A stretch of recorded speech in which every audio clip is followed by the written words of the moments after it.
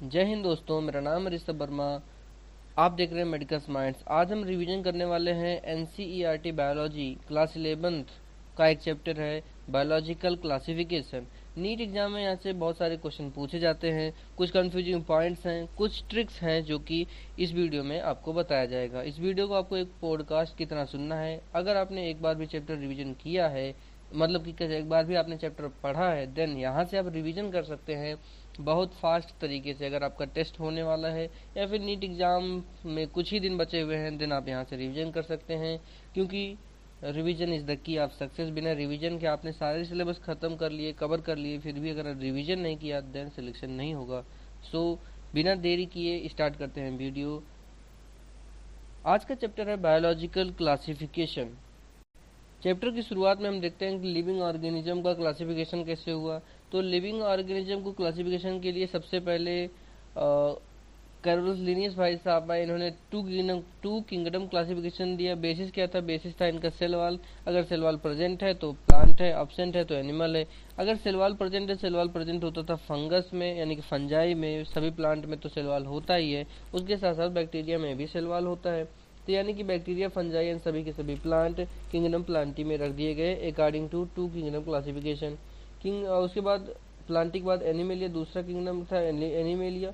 इसमें क्या रखे गए? प्रोटोजोआ से लेके कॉर्डेटा तक सभी ऐसे जीव, ऐसे लिविंग क्रिएचर जिन पर सेल वॉल अब्सेंट था, उनको किंगडम एनिमेलिया में डाला गया। ड्रॉबैक क्या था टू किंगडम क्लासिफिकेशन में? तो इसका ड्रॉबैक का था कि प्रोकैरियोट यूकैरियोट को एक साथ रख दिया गया, यूनिसेलुलर मल्टीसेलुलर को एक साथ रख दिया गया, ऑटोट्रॉफ हेटेरोट्रॉफ एक ही किंगडम में है, chitinous cell walled and cellulosic cell walled दोनों एक ही किंगडम में रख दिए गए। मतलब कि दो अपोजिट कैरेक्टर वाले लिविंग क्रिएचर एक ही किंगडम में रखे गए। ये क्या था? इसका टू किंगडम क्लासिफिकेशन का एक ड्रॉबैक था। फिर आता है 5 किंगडम क्लासिफिकेशन। किसने दिया था? आर.एच. विटेकर भाई साहब ने दिया था। किसने? आर.एच. विटेकर ने। बेस्ड किस पर बेस्ड था? ये बेस्ड था body organization, cell structure, mode of nutrition, reproduction and phylogeny.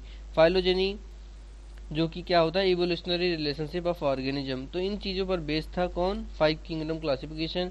इसके अनुसार 5 किंगडम बने। कौन कौन से? Kingdom Monera, kingdom Protista, kingdom fungi, kingdom animalia and kingdom Plantae. So 5 kingdom classification का बेसिक मतलब कि बेनिफिट क्या हुआ कि सभी के सभी यूनिसेल्ड एंड मल्टीसेल्ड को अलग अलग किंगडम में डाला गया, यूकैरियोट प्रोकैरियोट को अलग अलग किंगडम में डाला गया। यानी कि जो भी टू किंगडम क्लासिफिकेशन का ड्रॉबैक था उसको सही किया गया 5 किंगडम क्लासिफिकेशन के थ्रू। 5 किंगडम क्लासिफिकेशन में आप देखेंगे कि क्लोरेला, क्लेमाइडोमोनास, पैरामीशियन एंड अमीबा सबको क्लासिफाई किया गया सेम किंगडम प्रोटेस्टा में। क्यों? क्योंकि ये सब यूनिसेल्ड थे। क्या थे? यूनिसेल्ड थे। फिर आता है 6th किंगडम क्लासिफिकेशन, जिसे 3 डोमेन क्लासिफिकेशन भी कहा जाता है। इसको दिया था कार्ल वूज भाई साहब ने। किसने? कार्ल वूज भाई साहब। इन्होंने क्या कहा कि प्रोकैरियोट्स के दो डोमेन बनाए। कौन कौन से? Bacteria and archaea. प्रोकैरियोट के दो डोमेन बनाए, बैक्टीरिया एंड आर्किया, या फिर एंड यूकैरिया। कौन कौन सा? प्रोकैरियोट के दो डोमेन बनाए, bacteria and archaea, and eukaryote को एक डोमेन में डाला, दैट इज यूकैरिया। तो 3 डोमेन क्लासिफिकेशन दिया कार्ल हूज भाई साहब ने। इन्होंने बैक्टीरिया, आर्किया एंड यूकैरिया नाम के 3 डोमेन बनाए। इसे डोमेन सिस्टम ऑफ क्लासिफिकेशन भी कहा जाता है। अब बात करेंगे कि 5 किंगडम क्लासिफिकेशन का बेसिस तो हमने पढ़ लिया, उसमें कैरेक्टरिस्टिक क्या है, उसके एग्जांपल्स क्या हैं, और किस ऑर्गेनिज्म में क्या कैरेक्टर हो कि हम उसको किंगडम मोनेरा में डालेंगे कि किंगडम प्रोटिस्टा में डालेंगे। तो वीडियो के दूसरे भाग में इस पे बात करते हैं। चैप्टर के शुरुआत के 2nd खंड में हम इसकी बात करते हैं। तो जैसा कि 5 किंगडम्स हैं, कौन कौन से? Monera, Protista, Fungi, Plantae, Animalia. सबसे पहले किंगडम मोनेरा की बात करें तो सभी के सभी प्रोकैरियोट्स को किंगडम मोनेरा में डाला गया। कैसे पहचानेंगे? प्रोकैरियोट में क्या होता है कि न्यूक्लियर मेम्ब्रेन नहीं थी, तो हमने कहा कि ये प्रोकैरियोट है। कोई सेल मेम्ब्रेन बाउंड ऑर्गेनेल नहीं था, तो हमने कहा ये प्रोकैरियोट है। एंड जितने भी प्रोकैरियोट थे, unicelled, multi celled, cell wall present हो या एब्सेंट हो, उससे मतलब नहीं है, उनको उठा के हमने किस पे डाल दिया? किंगडम मोनेरा में डाल दिया। सेल वॉल की बात करें किंगडम मोनेरा में तो नॉन सेलुलोजिक सेल वॉल देखने को मिलती है जो कि बनी हुई होती है पॉलीसेकेराइड एंड अमीनो एसिड की। तो किंगडम मोनेरा में सेल वॉल होती है लेकिन नॉन सेलुलोजिक होती है, सेलुलोज नहीं होता है, उसमें क्या होता है पॉलीसेकेराइड एंड अमीनो एसिड होता है। Cellulosic cell wall kingdom Plantae के ऑर्गेनिज्म में देखने को मिलती है। न्यूक्लियर मेम्ब्रेन किंगडम मोनेरा में एब्सेंट होता है। बॉडी ऑर्गेनाइजेशन की बात करें तो सेलुलर बॉडी ऑफ ऑर्गेनाइजेशन होता है, यानी कि मोस्टली ये यूनिसेल्ड होते हैं। मोड ऑफ न्यूट्रिशन तो किंगडम मोनेरा में ऑटोट्रॉफिक भी है, ऑटोट्रॉफिक में कीमोसिंथेटिक हो सकते हैं, फोटोसिंथेटिक हो सकते हैं। हेट्रोट्रॉफिक भी हैं, हेट्रोट्रॉफिक में सैप्रोफाइटिक हो सकते हैं अथवा पैरासाइटिक हो सकते हैं। सैप्रोफाइटिक मतलब ये डिकम्पोज करके मरे हुए चीज़ों को भी खा सकते हैं, या पैरासाइटिक हो सकते हैं यानी कि लिविंग के अंदर रह के, लिविंग के ऊपर रह के उसका शोषण करेंगे एंड खुद सरवाइव करेंगे। किंगडम मोनेरा का एग्जाम्पल क्या क्या है? Eubacteria, archaebacteria, cyanobacteria जिसे ब्लू ग्रीन एल्गी भी कहा जाता है, एंड पीपीएलओ माइकोप्लाज्मा। माइकोप्लाज्मा का इंपॉर्टेंट पॉइंट जो नीट एग्जाम में कई बार पूछा गया, दैट इज कि स्मॉलेस्ट लिविंग सेल है जो कि बिना ऑक्सीजन के भी सरवाइव कर सकता है। वायरस इससे भी छोटा होता है साइज में, लेकिन वो बिना ऑक्सीजन, वो तो लिविंग माना ही नहीं गया, ना तो उसको लिविंग में रखा गया ना तो नॉन लिविंग में रखा गया। वायरस की बात चैप्टर के लास्ट में करेंगे। बाकी बात करते हैं, किंगडम मोनेरा खत्म हो गया, किंगडम प्रोटिस्टा की बात करें। किंगडम प्रोटिस्टा में सेल टाइप क्या है? यूकैरियोटिक, यानी कि यूकैरियोटिक सेल होना चाहिए। किंगडम प्रोटिस्टा में हम किसको डालेंगे, यानी कि हमने स्टोर रूम में आप गए, वहां से आपने देखा कि बहुत सारे आपके स्टोर रूम में जानवर रखे गए थे, जीव रखे गए थे, लिविंग प्राणी रखे गए थे। आपने कहा कि हम इस ऑर्गेनिज्म को किस कैटेगरी में डालें, किंगडम मोनेरा में डालें, प्रोटिस्टा में, फंजाई में, प्लांटी में या एनिमेलिया में। तो हम अभी प्रोटिस्टा की बात कर रहे हैं। अगर वो यूकैरियोटिक है ठीक है, प्रोटिस्टा की बात कर रहे हैं, यूकैरियोटिक होना चाहिए। प्रोटिस्टा में हम कब डालेंगे कोई ऑर्गेनिज्म, उसमें क्या कैरेक्टरिस्टिक फीचर होने चाहिए? तो सबसे पहले वो यूकैरियोटिक होना चाहिए। सेल वॉल कुछ में हो भी सकती है, नहीं भी हो सकती है। न्यूक्लियर मेम्ब्रेन उसमें प्रेजेंट होना चाहिए, क्योंकि यूकैरियोटिक है तो न्यूक्लियर मेम्ब्रेन तो होगा ही होगा। बॉडी ऑर्गेनाइजेशन की बात करें, देन प्रोटिस्टा में ही सेलुलर होते हैं, यानी कि यूनिसेल्ड होने चाहिए। अगर आपने देखा यूकैरियोटिक ऑर्गेनिज्म है लेकिन उसमें बहुत सारे सेल हैं, सेल मिलकर टिश्यू भी बना लिया, टिश्यू से ऑर्गन सिस्टम बन रहा है, देन उसको प्रोटिस्टा में नहीं डाल सकते, यूनिसेल्ड होना चाहिए। मोड ऑफ न्यूट्रिशन, कैसे वो अपना न्यूट्रिशन करता है, तो वो ऑटोट्रॉफिक हो सकता है या फिर हेटरोट्रॉफिक भी हो सकता है। ऑटोट्रॉफिक में फोटोसिंथेटिक होगा, यानी कि वो ऑटोट्रॉफिक भी हो सकता है, हेटरोट्रॉफिक भी हो सकता है। Example chrysophyte, dinoflagellate, यूग्लिनाइट्स, lime mould, protozoa. कौन कौन से एग्जाम्पल है? Chrysophyte, dinoflagellate, यूग्लिनाइट्स, lime mould, protozoa. And in topic से, प्रोटिस्टा के इन सब पॉइंट से, chrysophyte, dinoflagellate, यूग्लिनाइट्स, lime mould, protozoa, यहाँ से बहुत सारे क्वेश्चन नीट एग्जाम में पूछे जाते हैं। आगे बात करते हैं किंगडम फंजाई की। किंगडम फंजाई की बात करें, देन सेल टाइप कैसा होगा? यूकैरियोटिक होगा, एंड सेल वॉल प्रेजेंट होगा। कैसा सेल वॉल होगा? केमिकल कॉम्बिनेशन क्या होगा? काइटिनस होगा, यानी कि काइटिन प्रेजेंट होगा उसके सेल वॉल में, फंजाई के। न्यूक्लियर मेम्ब्रेन प्रेजेंट होगा क्योंकि यूकैरियोटिक है। बॉडी ऑर्गेनाइजेशन मल्टी सेलुलर होगा, यानी कि उसमें बहुत सारे सेल हो सकते हैं, या फिर लूज टिश्यू भी बना सकता है। एंड मोड ऑफ न्यूट्रिशन, तो ये हेट्रोट्रॉफिक ही होगा, यानी कि ये ऑटोट्रॉफिक नहीं हो सकता, अपना खाना खुद नहीं बनाएगा, हेट्रोट्रॉफिक होगा। हेट्रोट्रॉफिक में सैप्रोफाइटिक हो सकता है, पैरासाइटिक भी हो सकता है, यानी कि ये मरे हुए को डिकम्पोज करके भी खा सकता है। ये पैरासाइटिक भी हो सकता है, दूसरे लिविंग का शोषण करके भी खा सकता है। एग्जाम्पल क्या है फंजाई के? Like phycomycetes, ascomycetes, basidiomycetes, deuteromycetes. Exam कैसे याद कर सकते हैं? ट्रिक बता दूं, एनसीईआरटी में नोट कर लीजिए। बैड पिगीज, क्या है? बैड पिगीज, यानी कि basidiomycetes, ascomycetes, deuteromycetes and phycomycetes. आपको कोई आसान ट्रिक पता हो देन कमेंट बॉक्स में जरूर बताइएगा। फिर बात करते हैं किंगडम प्लांटी की। किंगडम प्लांटी तो सेल टाइप यूकैरियोटिक ही होना चाहिए, यानी कि न्यूक्लियर मेम्ब्रेन प्रेजेंट होगी। एंड सेल वॉल की बात करें तो प्रेजेंट होती है सेल वॉल प्लांटी में, और कैसी सेल वॉल होती है? सेलुलोजिक सेल वॉल होती है। बॉडी ऑर्गेनाइजेशन टिश्यू हो सकता है, ऑर्गन भी हो सकता है, टिश्यू भी प्रेजेंट हो सकता है, ऑर्गन भी हो सकता है, एंड कभी कभी ऑर्गन सिस्टम भी होगा। मोड ऑफ न्यूट्रिशन ऑटोट्रॉफिक हो, यानी कि अपना भोजन खुद बनाएंगे फोटोसिंथेसिस के थ्रू। एग्जाम्पल क्या है प्लांटी के? प्लांटी के एग्जाम्पल क्या है? That is algae, bryophyta, pteridophyta, gymnosperm and angiosperm. जहाँ पर एल्गी, ब्रायोफाइटा, टेरिडोफाइटा, जिम्नोस्पर्म को हम प्लांट किंगडम वाले चैप्टर में पढ़ेंगे, इसके बाद जो आता है। एंड एंजियोस्पर्म का क्लास 12 की एनसीईआरटी में एक चैप्टर है sexual reproduction in flowering plant, वहाँ पर उसके बारे में पढ़ा जाएगा। तो यानी कि ये बेसिक आपका तैयार करता है, इस चैप्टर को पढ़ेंगे देन आपकी बायोलॉजी धीरे धीरे आगे बढ़ेगी। किंगडम एनिमेलिया की बात करें तो किंगडम एनिमेलिया भी हम चैप्टर 4 में पढ़ते हैं, बहुत इंपॉर्टेंट चैप्टर है, एग्जाम्पल बहुत मैटर करता है नीट एग्जाम में। तो किंगडम एनिमेलिया की बात करें, सेल टाइप यूकैरियोट होगा, यानी कि न्यूक्लियर मेम्ब्रेन प्रेजेंट होगी, सेल वाल यहाँ पे एब्सेंट होती है कि इसमें एनिमेलिया में। एनिमेलिया की बात आए तो खुद को याद कर लो, तुम एक जानवर हो, तुम्हें याद होना चाहिए, इस बात को मत भूलना, तुम एक जानवर हो तो सेल वाल आपके पास नहीं होती है। बॉडी ऑर्गेनाइजेशन टिश्यू हो सकता है, आर्गन हो सकता है, ऑर्गन सिस्टम भी हो सकता है। मोड ऑफ न्यूट्रिशन हेट्रोट्रॉफिक है, हेट्रोट्रॉफिक में आप होलोजोइक हो सकता है या फिर सेप्रोफाइटिक हो सकता है। होलोजोइक का मतलब है कि आप भोजन को खाते हैं, इंजेस्ट करते हैं, फिर डाइजेस्ट करते हैं। सेप्रोफाइटिक हो सकते हैं, यानी कि मरे हुए चीज़ को डिकम्पोज करके एनर्जी प्रोवाइड ले सकते हैं कुछ एनिमल।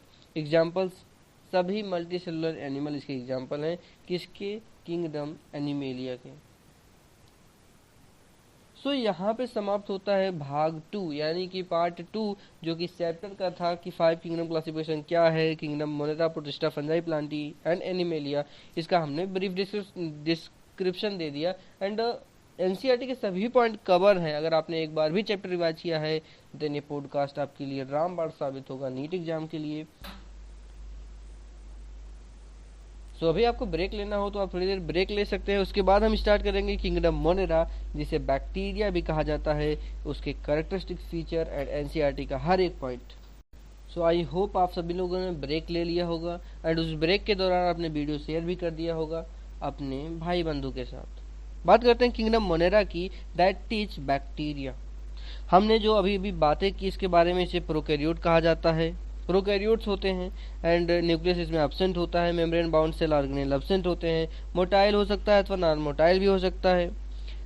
सबसे इंपॉर्टेंट लाइन क्या है इसकी? किंगडम मोनेरा की मोस्ट एक्सटेंसिव मेटाबॉलिक डाइवर्सिटी देखने को मिलती है। मोस्ट एक्सटेंसिव मेटाबॉलिक डाइवर्सिटी देखने का मतलब क्या है? ये ऑटोट्रॉफिक भी हो सकते हैं, हेटेरोट्रॉफिक भी हो सकते हैं, ऑटोट्रॉफिक में फोटोसिंथेटिक भी हो सकते हैं, कीमोसिंथेटिक भी हो सकते हैं, हेटेरोट्रॉफिक में पैरासाइटिक भी हो सकते हैं एंड सेप्रोफाइटिक भी हो सकते हैं।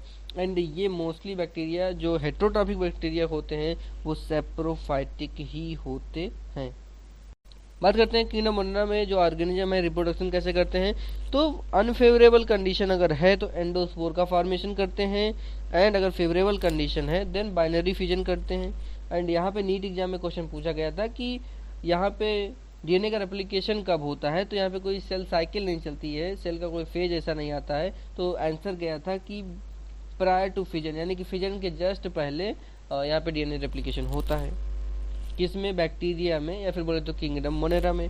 बात करते हैं बैक्टीरियल डिजीज जो कि एनसीईआरटी बायोलॉजिकल क्लासिफिकेशन चैप्टर में दी गई है, that is cholera, tetanus, citrus canker and typhoid.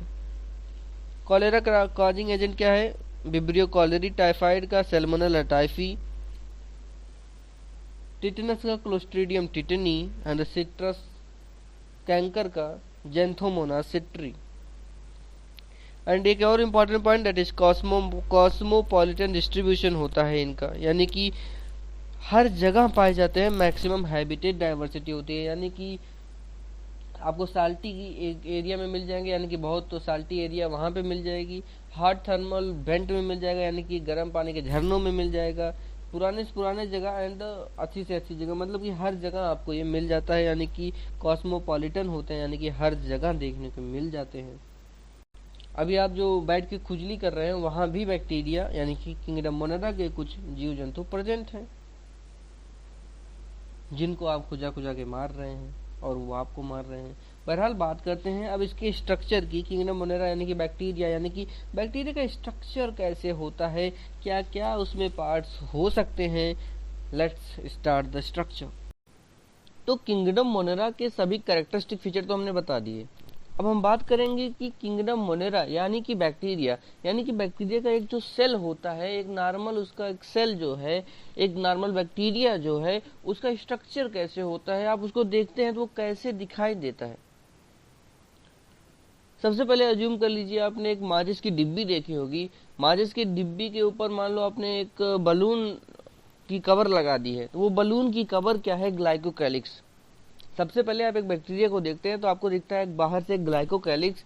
Glycocalyx अगर टफ है, टफ एंड थिक है, देन उसे कैप्सूल कहा जाता है। अगर वो लूज हुआ देन उसे स्लाइम लेयर कहा जाता है। ग्लाइकोकैलिक्स के जस्ट अंदर जाएंगे तो आपको दिखेगा सेल वॉल। सेल वॉल की बात करें तो सेल को शेप, यानी कि बैक्टीरिया के सेल को शेप प्रोवाइड करता है, बैक्टीरिया के सेल को कोलैप्स होने यानी कि अपने आप में सिकुड़ने से बचाता है, एंड ब्रस्ट होने यानी कि फटने से भी बचाता है। सेल वॉल में बहुत सारे पोर्स होते हैं, यानी कि बाहर का एनवायरनमेंट इसके अंदर से डायरेक्ट एंट्री कर सकता है। उसके बाद आता है, जब उसके और अंदर आप जाते हैं देन आपको दिखता है सेल मेम्ब्रेन। सेल मेम्ब्रेन जो कि सिलेक्टिव परमिएबल होती है, इंटरेक्ट करती है आउटर वर्ल्ड से, बाहरी संसार से सेल मेम्ब्रेन भी इंटरेक्ट करती है। ये एनसीईआरटी की लाइन है। क्यों इंटरेक्ट करती है? क्योंकि सेल वॉल में बहुत सारे बड़े बड़े पोर होते हैं, इसीलिए सेल मेम्ब्रेन जो है वो भी आउटर वर्ल्ड से इंटरेक्ट करती है।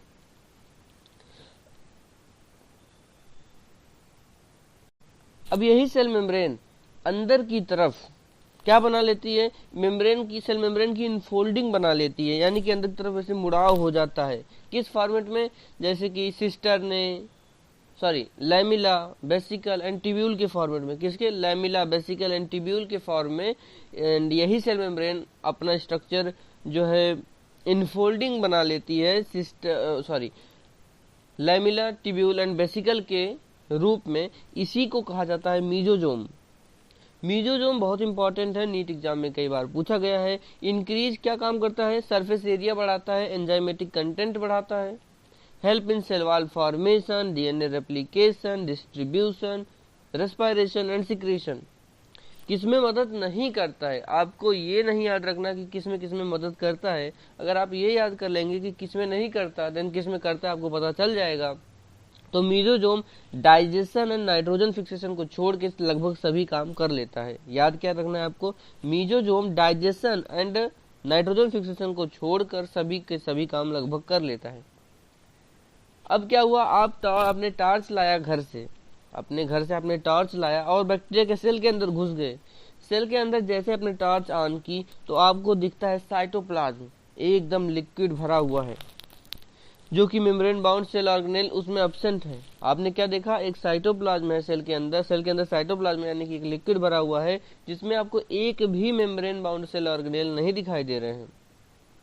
आप डरते हुए थोड़ी दूर और आगे गए, बैक्टीरिया के सेल के अंदर आपको दिखते हैं छोटे छोटे बॉडीज जो कि किसी मेम्ब्रेन से बाउंड नहीं है, जो कि साइटोप्लाज्म में ऐसे ही पड़े हुए हैं, जो कि जिनका नाम आपने दिया, क्या आपने उनको बोला? इंक्लूजन बॉडी हो तुम। क्या कौन सी बॉडी हो? Inclusion body. कैसी होती हैं? किसी मेम्ब्रेन के द्वारा बाउंड नहीं होती हैं, वैसे ही साइटोप्लाज्म में पड़ी हुई होती हैं। एंड इंक्लूजन बॉडीज के एग्जांपल जैसे कि glycogen granule, phosphate granules and gas vacuole जो कि प्रेजेंट होते हैं साइनोबैक्टीरिया में, and purple and green sulphur bacteria में।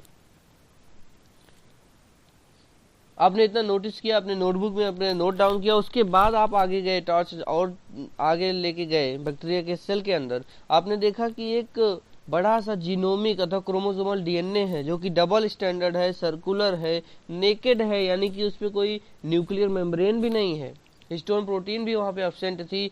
आपने ये सब देखा और आपने नाम दिया कि ये क्या है? न्यूक्लियोइड है। क्या है? न्यूक्लियोइड क्या है? जीनोमिक अथवा क्रोमोसोमल डीएनए। और कैसा होता है? Double standard, single, circular, naked DNA होता है, हिस्टोन प्रोटीन भी एब्सेंट होती है। आप और आगे गए, आपने देखा कि वहां पे छोटे छोटे डीएनए प्रेजेंट हुए थे, जो that is extra chromosomal double standard circular DNA. वो स्मॉल डीएनए थे। कैसे थे? Extra chromosomal double standard circular DNA था वो, जो कि एक्स्ट्रा फिनोटाइपिक कैरेक्टर प्रोवाइड करता था बैक्टीरिया को। यूज करते हैं, इसका यूज हम कैसे करते हैं? इसका यूज हम रिकॉम्बिनेंट डीएनए टेक्नोलॉजी में जेनेटिक ट्रांसफॉर्मेशन को मॉनिटर करने के लिए यूज करते हैं, दैट इज प्लाज्मिड। क्या है वो? Plasmid extra chromosomal double standard circular DNA है, provide extra phenotypic character to the bacteria, used to monitor genetic transformation in recombinant DNA technology. आप और आगे देखें तो वहां पे पड़ा हुआ था ribosome, that is 70s ribosome था, जिसके दो सब यूनिट 50s एंड 30s लगे हुए थे। 50s एंड 30s मिलके क्या बनाते हैं, 70s बनाते हैं, 80s नहीं बनाते हैं। फिर यही राइबोसोम जो 70s राइबोसोम थे, यही आगे एमआरएनए पे जुड़े हुए थे, और एक दो नहीं बहुत सारे राइबोसोम एक ही एमआरएनए पे जुड़े हुए थे। आपने इसका नाम दिया पॉलीसोम अथवा पॉलीराइबोसोम। क्या नाम दिया आपने, पॉलीसोम अथवा पॉलीराइबोसोम। और जब आपने अपने बैक्टीरिया के अंदर थे, आपने अपने पैर के पास देखा तो बैक्टीरिया के सेल मेम्ब्रेन से कुछ बाहर की तरफ कुछ निकला हुआ था, जो कि ब्रिसल लाइक फाइबर की तरह थे, जो कि बैक्टीरिया को होस्ट से या सबस्ट्रेटम से यानी कि रॉक के सरफेस से अटैच होने में मदद करते थे। आपने उसको नाम दिया फिम्ब्री। क्या नाम दिया, फिम्ब्री, जो कि ब्रिसल लाइक फाइबर्स होते हैं, help in attachment to the rocks and the host, जो कि निकलते हैं सेल मेम्ब्रेन से। और आगे आप गए तो वहां पे आपने देखा कि कुछ स्ट्रक्चर, एक ऐसा पाइप जैसा स्ट्रक्चर बना हुआ था, जो कि एक बैक्टीरिया से निकला हुआ था एंड दूसरे बैक्टीरिया में जाके वो जुड़ता। That is elongated tube like structure, help in genetic recombination, जो कि जेनेटिक रिकॉम्बिनेशन में हेल्प करता है। आपने उसको नाम दिया पिलाई। एंड इससे क्या होता था, इससे जहां से एक बैक्टीरिया से जेनेटिक मटेरियल निकल के दूसरे बैक्टीरिया में जाता था, दैट इज पिलाई। पिलाई एक पाइप टाइप का स्ट्रक्चर होता है, उसकी वजह से। उसके बाद और आगे आपने देखा तो फ्लैजिला प्रेजेंट था। फ्लैजिला जो कि मूवमेंट में काम आता है। बैक्टीरिया अगर कहीं भी मूव कर रहा है, देन उसका मूव करने का कारण क्या होता है, फ्लैजिला होता है। यानी कि फिम्बरी, पिलाई, ये सब मूवमेंट में कोई हेल्प नहीं करते हैं। अगर बैक्टीरिया मूव कर रहा है तो फ्लैजिला ही होगा वहां पर। फ्लैजिला आपने देखा ध्यान से तो उसमें 3 पार्ट थे। कौन कौन से, filament, hook and basal body. कौन कौन से पार्ट थे, filament, hook and basal body. तो ये पूरा डायग्राम था आपने जो प्रोकैरियोटिक सेल का स्ट्रक्चर होता है, जिसमें जनरल कैरेक्टर्स क्या होते हैं, सारे के सारे हमने डिस्कस कर लिए हैं।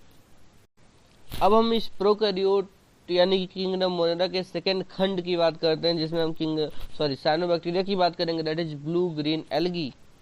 किंगडम मोनेरा में 3 चीजें हमें पढ़नी होती हैं। कौन कौन सी, archaebacteria, eubacteria and cyanobacteria. Cyanobacteria जिन्हें ब्लू ग्रीन एल्गी भी कहा जाता है, उसकी बात करें।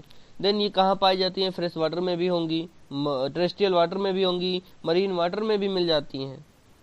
यूनिसेलुलर हो सकती हैं, कॉलोनियल हो सकती हैं, फिलामेंटस भी हो सकती हैं। मतलब हर टाइप का फॉर्म प्रेजेंट है इनका, हर जगह प्रेजेंट है। ये बॉडी जो है इनकी सराउंडेड होती है बाई जिलेटिनस शीथ। इनके बॉडी के बाहर एक जिलेटिन की शीथ लगी होती है, कवर होती है। इनके अंदर क्या प्रेजेंट होता है, इनके सेल में क्रोमेटोफोर प्रेजेंट होते हैं। C for cyanobacteria, C for chromatophore present and chromatophore present होते हैं, जो कि मेम्ब्रेनस एक्सटेंशन होते हैं। इन्हीं के सेल के अंदर, इन्हीं के सेल मेम्ब्रेन का मेम्ब्रेनस एक्सटेंशन होता है। यहाँ पे photosynthetic pigment chlorophyll a present होता है, जो कि सिमिलर है हायर प्लांट। आपको याद रखना होगा यहाँ पे क्लोरोफिल ए प्रेजेंट है साइनोबैक्टीरिया यानी कि ब्लू ग्रीन एल्गी में, that is similar to pigment, similar to higher plant. लेकिन pigment identical to higher plant कहाँ पे होता है, यूग्लिना में होता है, जहाँ पे chlorophyll a and chlorophyll b दोनों प्रेजेंट होते हैं। बहरहाल उसकी तो बात हम प्रोटिस्टा में कर लेंगे। बात करते हैं साइनोबैक्टीरिया में। साइनोफाइसिन स्टार्च पाया जाता है, गैस वैक्यूल पाए जाते हैं, एंड यहाँ पे नाइट्रोजन फिक्सेशन भी हो जाता है कुछ साइनोबैक्टीरिया में, जिसमें हेट्रोसिस्ट प्रेजेंट होता है, एक स्पेशलाइज्ड सेल होता है। कहाँ पर, नॉस्टॉक एंड एनाबीना में। Often form bloom in polluted water bodies. जी क्या फॉर्म करते हैं, they often form bloom in polluted water bodies, यानी कि ये पॉल्यूटेड वाटर बॉडी है, वहां पर भी बहुत तेजी से ग्रो करते हैं। आपने एनसीईआरटी बायोलॉजी क्लास 11 बायोलॉजी के चैप्टर बायोलॉजिकल क्लासिफिकेशन में एक डायग्राम देखा होगा, जिसका डायग्राम है नॉस्टॉक का, जहाँ पे आपको हेट्रोसिस्ट दिखाया गया है, एक स्पेशलाइज्ड सेल होता है जहाँ पे नाइट्रोजन फिक्सेशन होता है। कहाँ पे, साइनोबैक्टीरिया में। उसके चारों तरफ, साइनोबैक्टीरिया के चारों तरफ म्यूसिलेजिनस शीथ की कवरिंग होती है, जो कि डायग्राम आपको पूछ सकता है कि नॉस्टॉक का है या एनाबीना का है, तो डायग्राम जो दिया गया है नॉस्टॉक का दिया गया है। अब इस किंगडम मोनेरा में थर्ड खंड की बात करते हैं, that is Archie bacteria. Archie का मतलब होता है ओल्ड। आर्की का मतलब क्या होता है? ओल्ड, मतलब बहुत पुराने समय से हैं। बहुत पुराने समय, इवोल्यूशन के टाइम कंडीशन बहुत खराब थी। क्या थी? कंडीशन बहुत हार्श इन्वायरमेंट था। इसीलिए आर्की बैक्टीरिया क्या कर सकते हैं? सरवाइव कर सकते हैं in extreme environment.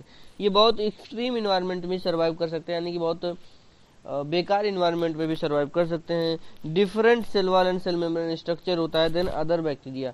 You bacteria के कंपैरिजन में आर्की बैक्टीरिया में different cell wall and cell membrane का स्ट्रक्चर होता है, क्योंकि इन्हें हार्श हैबिटेट में सर्वाइव करना होता है।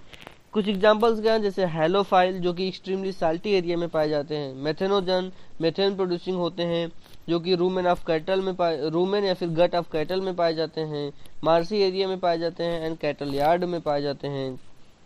और कुछ और आर्की बैक्टीरिया जैसे कि थर्मोसिडोफिल, जो कि हॉट स्प्रिंग्स में पाए जाते हैं, यानी कि गर्म पानी के झरनों में पाए जाते हैं। अब हम बात करेंगे, इसमें एक और चीज पढ़नी होती है किंगडम मोनेरा में, दैट इज माइकोप्लाज्मा। माइकोप्लाज्मा की बात करें तो स्मॉलेस्ट लिविंग सेल है। माइकोप्लाज्मा क्या है? स्मॉलेस्ट लिविंग सेल है। सेल वॉल यहाँ पे एब्सेंट होती है। स्मॉलेस्ट लिविंग है क्योंकि सेल वॉल एब्सेंट है। सेप्रोफाइट एंड पैरासाइट होती है, यानी कि मरे हुए पे अपना भोजन करती है, मरे हुए को डिकम्पोज करती है।